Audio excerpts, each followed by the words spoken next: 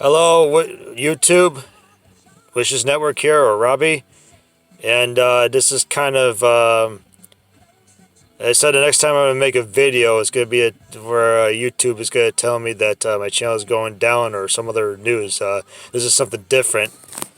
This is kind of devastating news to me. The drummer of Rush, Neil Peart, he died Tuesday, the 7th of January, and they announced it today, on the 10th. And that is a bit of a mofo there. I became a fan of Rush at around like 92, 93 when I was 10 years old. When I was 10, I was a big fan of classic rock. I get Journey, Rush, Boston. Then around 93, the summer of 93, I discovered grunge music, and my love for Journey kind of went down the tubes. I became a fan of Stone Temple Pilots, and not playing Rush anymore. Stone Temple Pilots, what else? Pearl Jam. And Rush, I knew him as like a classic rock band. I knew him as an old band, like from the 70s. And in 93, I discovered that they were making an album called Counterparts. I'm like, oh, Rush is still around? That's interesting. And then I saw their music video, Stick It Out. And I was thinking to myself, these guys are old. I didn't say it in a bad way, like, they're old as in like they're not supposed to be playing rock and roll anymore. I thought it was pretty cool that I thought they were in their 50s at the time, but really they were in their 40s, and they're doing this. They're rocking and rolling, which is pretty cool. And around like the late 90s, that's when I discovered more of Rush. I bought Permanent Waves. I got a Sam Goody gift card. Sam Goody is an old CD store. They're not around anymore, as far as I know. Or it may have been Harmony House. That's the ones they had here in Detroit. And I bought Permanent Waves, and I liked it. Then I got another gift certificate from a CD store on my birthday, and I bought Signals, and that just blew me away, and Rush became my favorite band ever since. And I saw Rush in 2002, 2004, 2007, 2008, 2011, 2012, and 2015. 7 times.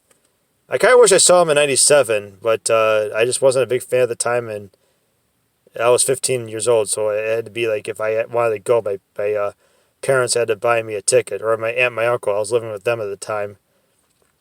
And another thing, too, was 1998 when Rush became my favorite band.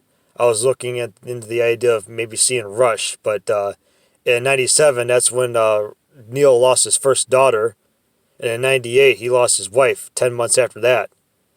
And I was thinking to myself, I might never see this band live again because it was just that holding pattern. But, little did I know that, Neil Peart, after his wife died, he just jumped on his motorcycle and just kept going and going. He just kept traveling no place in mind. He just kept going and going and going. He just ran away.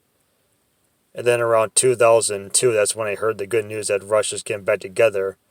And I didn't care for a 2002 album. I thought it kind of sucked, but it was the greatest thing in the world because Rush is coming back. They're gonna, make more albums. They're gonna tour this and that and the other thing. So that was a good thing. I just didn't dig their 2002 album.